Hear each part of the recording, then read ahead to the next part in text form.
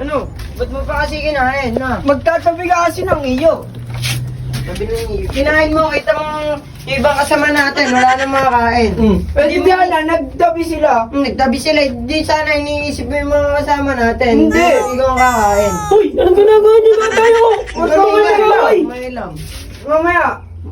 Huwag mo, Tatoy, kinain yung ulam ng mga kasama natin, tol. Hindi, kailangan kasi sabay-sabay na din tayo kumain. Sabay, huwag mo Dapat silang mabusan. oo. Eh, huwag kayo din na mag-away. Ang init na tayo. Ang gugulo ninyo. Ang init na init. Doon kayo mag-away sa labas.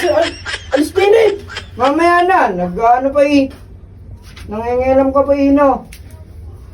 Tol, huwag mo na kasing kakainin. Pag alam mong wala pang hindi pa nakain. Pag kasi iba natin, kakain na ano. tayo, sabay-sabay na tayo kumain. Hindi yung pa isa-isa ba? Tama, naubusan Ano ba yan? Ano ba yan? Ano ba yan? Ano ba yan? Tol, linubis yung ulam ng Nagreklamo.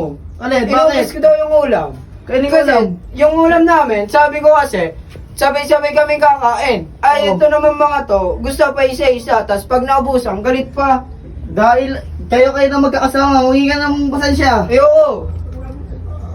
Ito kayo mag-away. Ang init na init. Ako'y natay. Ito kayo doon. Ako'y natay. Hindi na yung gugulo ninyo. Hindi na. Doon kayo doon. Sa labas.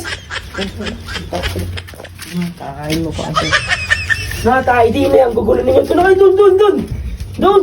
At ako'y natay. Nakasisi pa tuloy ako. Lagi mo kasing kinakain yung ulam. Ay, shirt ko! Sabay sa Shirt ko! Uy! No, no, no, Tato ang shirt ko! no.